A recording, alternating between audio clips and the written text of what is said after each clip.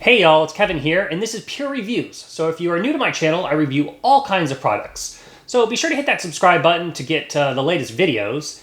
And if you find this video helpful, be sure to hit that like button. It really does help out the channel.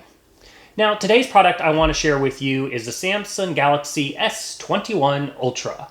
Now, this review is taking the perspective as basically an average user. I am by all means not a cell phone expert who runs all the technical breakdowns and all the details. So if you're kind of looking at that range, then there's a ton of other videos on the net for you. But if you're wanting just an average guy who's wanting to give you your opinion on how I use the phone and if it's great for the average customer, then you may find this video helpful. So be sure to check the description. I'll put in kind of little jump points depending on the various features that may interest you. But let's go into the breakdown of what you all get and then all the various categories. So right off the start, this is the box it comes in. Nice slim little box. Typical like all Samsung products, if you're familiar with them. It's all well packaged. But as you can see, this is my previous phone was the Galaxy Note 9. This was the box it came in, a lot bigger. Once you open it up, you're going to get the little mini instruction pamphlets, but you don't really need these, but they always include them. You're going to get this little pin thing, which is how you put in your cell phone mobile card.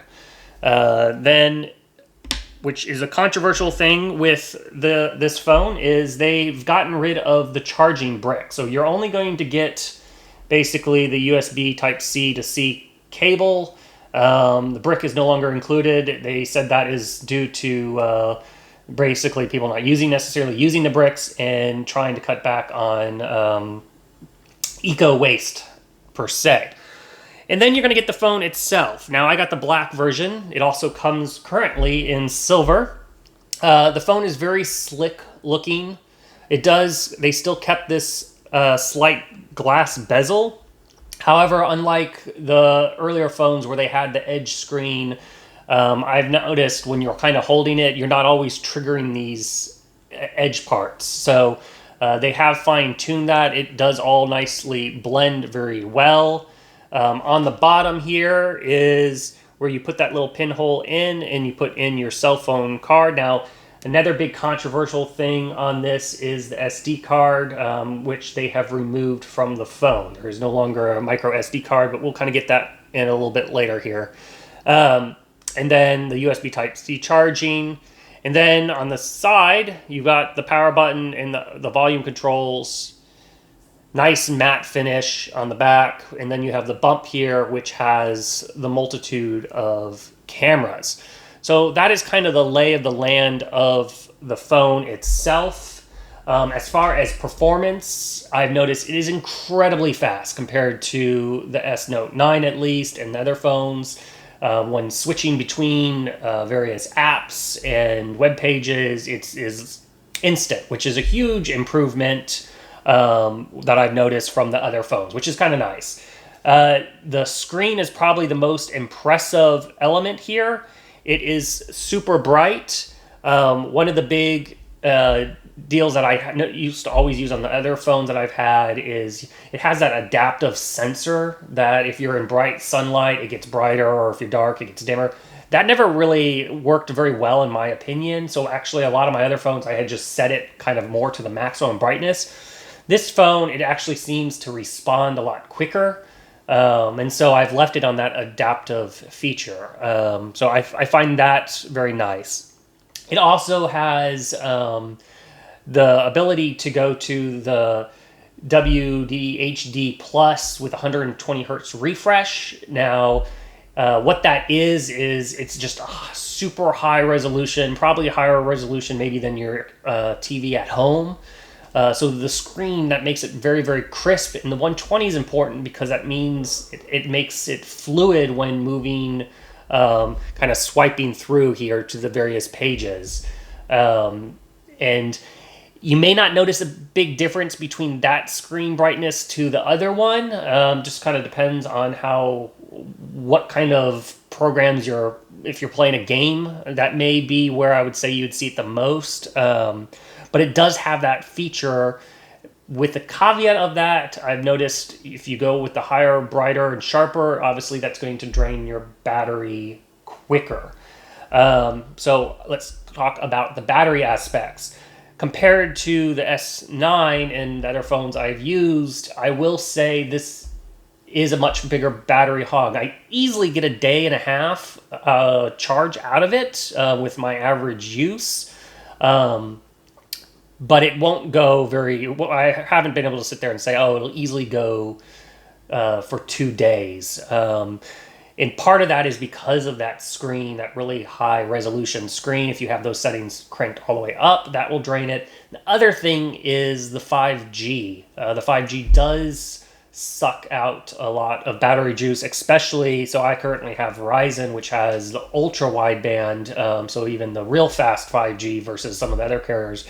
And when I do get on that and start using it around town, it does seem to drain the battery a little bit quicker. So now you can always turn that off if you want, but that's one of the big perks about it is if you are a Verizon customer and you are in one of those ultra wideband antennas, then you can take advantage of that. Now at my house, I don't have that ability, but at the office, I do.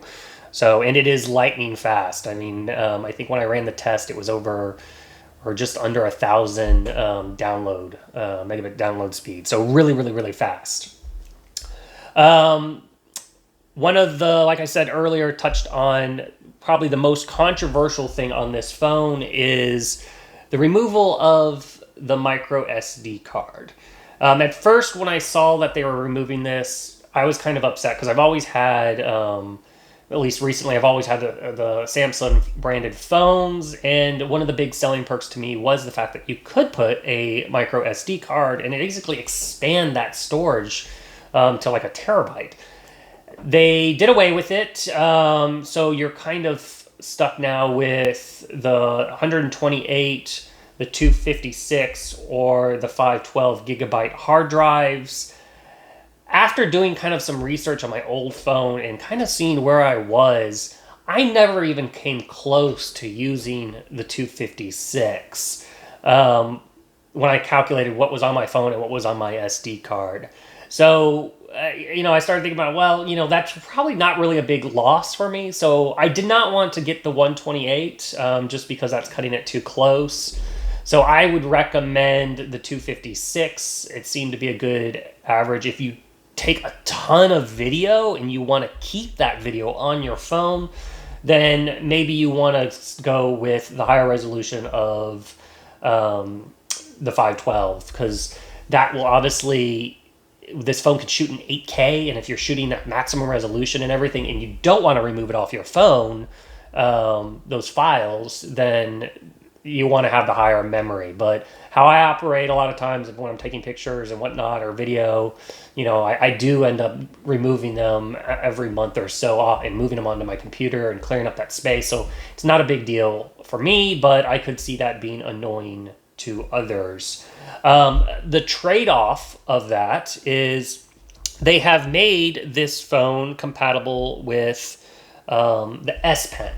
Now, keep in mind, I've used it with my Note, because my Note came with an S Pen, and I'll kind of show some footage of using it. It's kind of a cool feature, but I'm not really an S Pen user.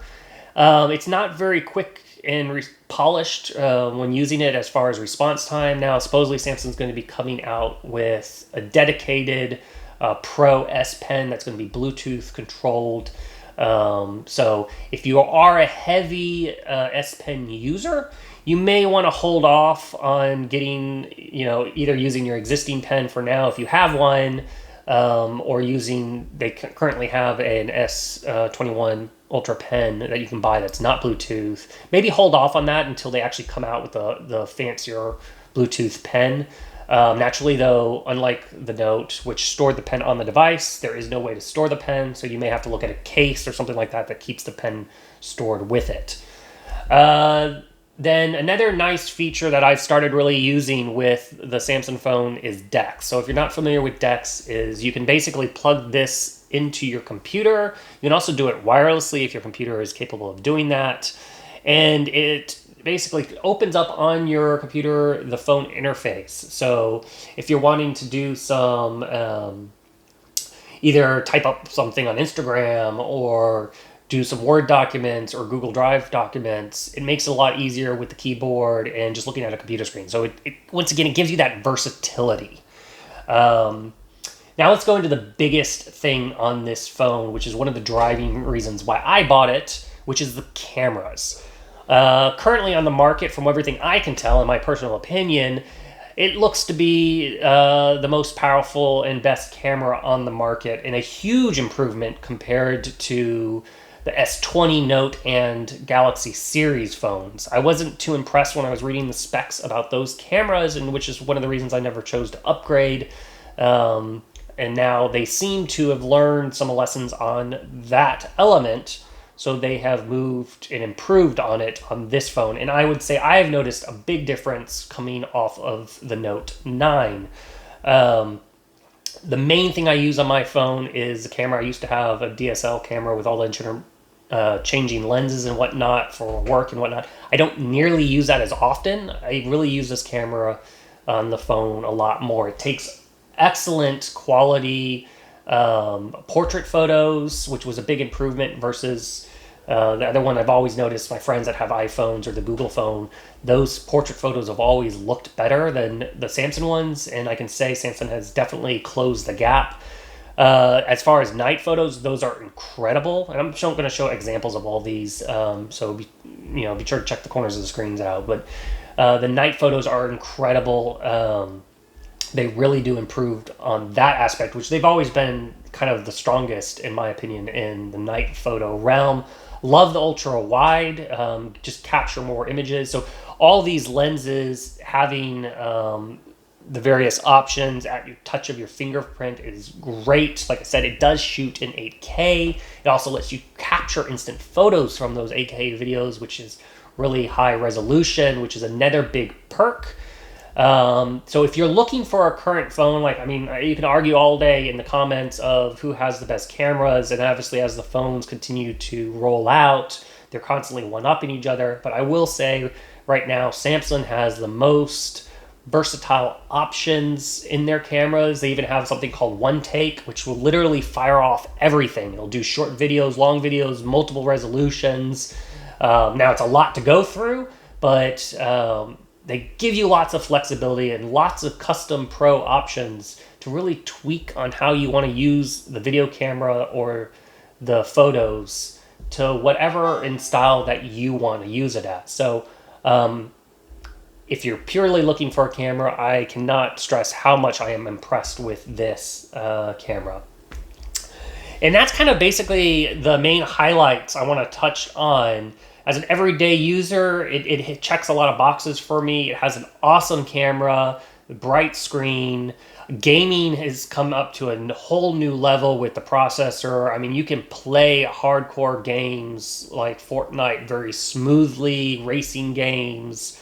It even works with Xbox Pass. I don't have that, so I haven't been able to try those features out. But if you do a lot of gaming on your phone, this has become like a mobile gaming unit just because of the processor speed and the screen. So keep that in mind. You can also Bluetooth a remote control to it, a joystick and whatnot. So there's a lot of potentials depending on how you want to use it. And yeah, that's basically it. So hit me up in the comments section. Let me know what you think. Do you have the Samsung, one of the Samsung 21 phones? What do you feel? Do you feel it's a big improvement from the other ones? Do you feel that it doesn't necessarily stick up to the competition? Or are you excited about the new Google phone? Or, of course, I'm sure Apple will be releasing their version in September that will be competing with this phone. So yeah, hit me up in the comment section. I do typically respond. And until the next video, guys, you take it easy. Later. Congrats, you're a rock star. You made it to the end of the video. Now, if you really want to become a legend, help me out. Hit that subscribe button. And then it always helps also if you hit that like button and share these videos. Till the next one, You guys take it easy.